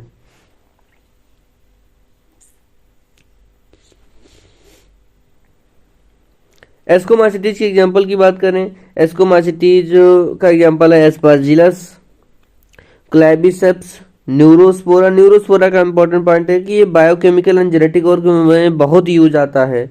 इसे जेनेटिक स्टडीज के लिए एक्सटेंसिवली यूज किया जाता है। मॉरेल एंड ट्रफल्स भी एस्कोमाइसीटीज के एग्जाम्पल हैं जो कि एडिबल होते हैं, डेलिकेसीज होते हैं, यानी कि आइसक्रीम में यूज किए जाते हैं स्वाद बढ़ाने के लिए। एंड ईस्ट भी एस्कोमाइसीटीज का ही एक एग्जाम्पल है। एस्कोमाइसीटीज को एग्जाम्पल याद करने की कुछ ट्रिक क्या है, दैट इज कैन। क्या है can? CAN। C for Claviceps, A for Aspergillus, N for Neurospora. बाकी आपको दो एग्जाम्पल और याद करने हैं, that is morel and truffles and दूसरा ईस्ट। बैड। आप बात करते हैं एस्कोमाइसीटीज की, बात हो गई, वेसिडियो की हो गई। अब बात करते हैं ड्यूटेरोमाइसीटीज। इसका एग्जाम्पल क्या है? Alternaria, Colletotrichum, Trichoderma, Trichophyton. क्या क्या एग्जाम्पल है? एक्ट। कैसे याद कर सकते हैं? Act. A for Alternaria, C for Colletotrichum and T for Trichoderma and Trichophyton. अब बात करते हैं फाइकोमाइसीटीज की एग्जाम्पल की। दो फाइकोमाइसीटीज का ट्रिक क्या है? RAM, RAM। R for Rhizopus, जो कि ब्रेड मोल्ड होता है, यानी कि ब्रेड जब सड़ जाता है उस पर जो ग्रो करते हैं फंजाई, वो क्या है? राइजोपस। A फॉर अल्ब्यूगो, जो कि white spot on rust on mustard, white spot अथवा रस्ट दिखाई देता है मस्टर्ड प्लांट पे, जो कि पैरासाइट होता है, वो अल्ब्यूगो होता है। फाइकोमाइसीटीज का एक एग्जाम्पल है। M for Mucor, M for Mucor. Mucor का डायग्राम भी NCERT में दिया गया है, जो कि फाइकोमाइसीटीज का एक एग्जाम्पल है। तो यहाँ पर हमने किंगडम फंजाई भी बहुत अच्छे तरीके से सब कुछ सारे पॉइंट कवर करके रिवाइज कर लिया है। और अभी आपको क्या करना है, थोड़ी देर के लिए ब्रेक करना है, वीडियो को पॉज कीजिए, जाके पानी पी के आइए, और इसी बीच आप चैनल को सब्सक्राइब कर दीजिए, वीडियो को शेयर कर दीजिए, क्योंकि मेहनत तो बहुत लगती है। आई होप आप सभी ने ब्रेक ले लिया होगा। और अब बात करते हैं वायरस के बारे में, वायराइड के बारे में एंड प्रियॉन के बारे में। तो वायरस की अगर हम बात करें, बहुत इंपॉर्टेंट है। इसकी ट्रिक आप याद कर सकते हैं, SBI, State Bank of India है ना, SBI, उसका उल्टा कर दीजिए ISB। I for Ivanowsky, B for Beijerinck, S for Stanley. क्या क्या है? ISB, Ivanowsky, Beijerinck and Stanley. Ivanowsky ने सबसे पहले बताया कि जो इन्फेक्टिंग पार्टिकल हैं वो बैक्टीरिया से भी छोटे हैं, जो कि बैक्टीरियल फिल्टर पेपर को क्रॉस कर जाते हैं। किसने बताया? इवानोस्की ने। उसके बाद बीजरनिक भाई साहब आए, उन्होंने कहा कंटेजियम वाइवम फ्लूइडम। क्या कहा? Contagium vivum fluidum. उसके बाद स्टेनली भाई साहब आए, उन्होंने इस वायरस पार्टिकल के तो प्रोटीन क्रिस्टल भी आइसोलेट कर लिए, वायरस पार्टिकल के प्रोटीन क्रिस्टल भी आइसोलेट कर लिए। वायरस की अगर हम बात करें तो नॉन सेलुलर होता है, ये कंप्लीट सेल नहीं है, इसीलिए इसको क्या कहते हैं? Non cellular. And inside outside inert होता है, आउटसाइड होस्ट के बाहर जब आप इसको देखते हैं, यानी कि ये आपको इन्फेक्ट नहीं किया है, बाहर कुर्सी पे पड़ा हुआ है, आपके सामने जो कलम पड़ी हुई है उस पे पड़ा हुआ है, देन इनर्ट है, यानी कि तब वो मतलब कि एक टाइप से मरा हुआ है। और लेकिन जब वो आपको इन्फेक्ट करता है, आपकी बॉडी में जाता है, देन सारे काम करता है, तो उस समय तो ये लिविंग का प्रोसेस शो करता है। इसीलिए ये तो ना ही ट्रूली लिविंग है, ना ही ट्रूली डेड है। क्या है? ना ट्रूली लिविंग है, ना ट्रूली डेड है, क्योंकि बाहर तो ये मरा हुआ है, लेकिन जब होस्ट के अंदर जाता है देन कुछ एक्टिविटी शो करता है, रेप्लिकेशन भी शो करता है, तो इसी वजह से इसको ट्रूली लिविंग नहीं कहा गया है। हेलिकल एंड पॉलीहेड्रल सिमेट्री देखने को मिलती है, हेलिकल हो सकते हैं अथवा पॉलीहेड्रल हो सकते हैं। न्यूक्लियोप्रोटीन स्ट्रक्चर की बात करें तो न्यूक्लिक एसिड प्लस प्रोटीन होता है एंड प्रोटीन कैप्सिड होता है। वायरस ऑब्लिगेट पैरासाइट भी होते हैं। उसके बाद बात करते हैं कि वायरस के जेनेटिक मटेरियल के बारे में। तो वायरस है one molecule of either DNA और RNA as a genetic material, मतलब कि जेनेटिक मटेरियल के रूप में उसके पास एक ही मॉलिक्यूल होगा, या फिर DNA का होगा या तो RNA का होगा। और ये DNA RNA दोनों क्या हो सकते हैं? सिंगल स्टैंडर्ड भी हो सकते हैं, डबल स्टैंडर्ड भी हो सकते हैं। यूजुअली एनिमल वायरस की अगर हम बात करें, ऐसे वायरस जो कि एनिमल को इन्फेक्ट करते हैं, किसी एनिमल को इन्फेक्ट करते हैं, उनका जो जेनेटिक मटेरियल होता है वो double standard DNA, single standard RNA and double standard RNA भी हो सकता है। यानी कि ऐसे वायरस जो एनिमल को इन्फेक्ट करते हैं उनका जेनेटिक मटेरियल कुछ भी हो सकता है, डीएनए हो सकता है, आरएनए हो सकता है, डबल स्टैंडर्ड हो सकता है, सिंगल स्टैंडर्ड हो सकता है। लेकिन जो वायरस प्लांट को इन्फेक्ट करते हैं उनका genetic material single standard RNA होता है, और जो वायरस बैक्टीरिया को इन्फेक्ट करते हैं यानी कि बैक्टीरियोफेज होते हैं उनका genetic material double standard DNA होता है। तो ये बात आपको याद रखनी है, जो बैक्टीरियोफेज हैं यानी कि बैक्टीरिया को इन्फेक्ट करते हैं genetic material double standard DNA, जो प्लांट को इन्फेक्ट करते हैं सिंगल स्टैंडर्ड आरएनए, जो एनिमल को इन्फेक्ट करते हैं डबल स्टैंडर्ड या फिर सिंगल स्टैंडर्ड डीएनए या फिर आरएनए, कुछ भी हो सकता है। आप एनसीईआरटी खोल कर देखेंगे तो उसमें दो वायरस के डायग्राम दिए गए हैं। पहला वायरस है टोबैको मोज़ेक वायरस, जिसकी हेलिकल सिमेट्री होती है, जहां पे आरएनए मेंशन किया गया एंड कैप्सिड प्रोटीन मेंशन किया गया। वो कैप्सिड प्रोटीन पूरा पूरा बंडल है एंड वो छोटे छोटे कैप्सोमेयर से मिलकर बना हुआ होता है। दूसरा डायग्राम है बैक्टीरियोफेज का, जिसकी पॉलीहेड्रल सिमेट्री देखने को मिलती है, जिसमें head, collar, sheath and tail fibres दिखाए गए हैं। कुछ वायरल डिजीज की बात करें, वायरल डिजीज जैसे कि AIDS, influenza, mumps, herpes and smallpox, ये सब क्या हैं? वायरल डिजीज होती हैं। हाँ, प्लांट में वायरल डिजीज का सिम्टम क्या होता है? डू यू लव मी? अरे नहीं, मतलब मैं ट्रिक बता रहा हूँ भाई। प्लांट का जो वायरल डिजीज अगर किसी प्लांट को हो गया है देन उसका सिम्टम क्या होगा? Do you love me. D for dwarfism, Y for yellowing of leaf, L for leaf curling, M for mosaic formation। तो ये ट्रिक है do you love me. So क्या क्या सिम्टम है viral disease in plant? Mosaic formation, leaf rolling and curling, yellowing, vein clearing, stunted growth and dwarfism इसका example होता है कि किसी प्लांट को वायरस का इन्फेक्शन हो गया है। अब बात करते हैं वायरस, तो बात हो गई, अब वायराइड एंड प्रियॉन की बात करेंगे। आपने देखा होगा न्यूक्लियस में से न्यूक्लियर मेम्ब्रेन हटा देते हैं, जो बचता है जेनेटिक मटेरियल उसको कहा जाता है न्यूक्लियोइड। तो वायरस में से वायरल मेम्ब्रेन हटा देंगे, जो जेनेटिक मटेरियल बचता है सिंगल स्टैंडर्ड आरएनए, वो क्या होगा? वायराइड। एंड वो जो प्रोटीन हमने निकाली है, जो उसका मेम्ब्रेन निकाल दिया है, प्रोटीन कोट निकाल दी है, उसे प्रियॉन कहा जाता है, एबनॉर्मली फोल्डेड प्रोटीन। तो वायराइड एंड प्रियॉन की बात करें, वायराइड डिस्कवर्ड बाय टियोडाइनर 1971। वायराइड जो है वो डिस्कवर किया गया टियोडाइनर के द्वारा 1971 में। And low molecular weight single standard RNA होता है। ऑब्लिगेट पैरासाइट है जो कि होस्ट स्पेसिफिक होता है। ऑब्लिगेट पैरासाइट है वो होस्ट स्पेसिफिक होता है। डिजीज क्या कराता है? पीएसटीडी, पोटैटो स्पिंडल ट्यूबर डिजीज। क्या कराता है? पीएसटीडी, पोटैटो स्पिंडल ट्यूबर डिजीज। उसके बाद बात करते हैं प्रियॉन की। तो इसका जो वायरस में से हमने प्रोटीन अलग कर लिया, जेनेटिक मटेरियल अलग कर लिया। जेनेटिक मटेरियल जो है वो वायराइड है, जो प्रोटीन हमने निकाल लिया वो क्या है? वो प्रियॉन है, एबनॉर्मली फोल्डेड प्रोटीन होता है। एंड प्रियॉन में एन आ रहा है। एन फार क्या कराता है? न्यूरोलॉजिकल डिजीज कराता है। क्या कराता है? न्यूरोलॉजिकल डिजीज, जैसे कि BSE, बोवाइन स्पॉन्जीफॉर्म इंसेफेलोपैथी, जिसे मैड काउ डिजीज भी कहा जाता है। दूसरा, ह्यूमन में CR Jacob disease in human में क्या कराता है? सीआर जैकब डिजीज करवाता है। तो यहाँ पर हमारा वायरस, वायराइड एंड प्रियॉन भी समाप्त होता है।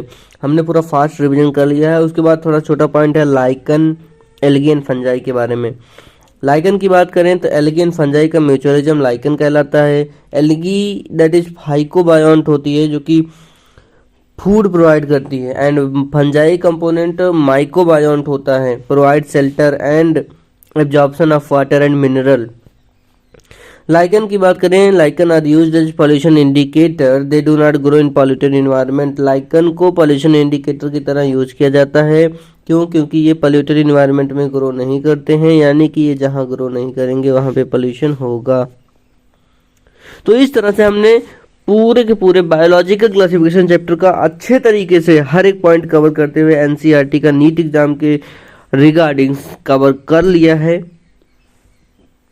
तो ये वन शॉट मतलब कि थोड़ा रिवीजन पॉडकास्ट आपको कैसा लगा कमेंट बॉक्स में ज़रूर बताइए, एंड चैनल को सब्सक्राइब कर लीजिए। और भी अच्छे पॉडकास्ट के लिए एनसीईआरटी बायोलॉजी, नीट बायोलॉजी के सभी चैप्टर्स इसी तरह पॉडकास्ट में कवर किए जा रहे हैं। So thank you very much for watching the video. मिलते हैं नेक्स्ट चैप्टर में। एंड अगर कोई आपको स्पेसिफिक डाउट है कमेंट बॉक्स में पूछ सकते हैं, कुछ इम्प्रूवमेंट करवाना चाहते हैं देन कमेंट बॉक्स में मेंशन कर सकते हैं। पढ़ाई करते रहिए। This is Medicus minds.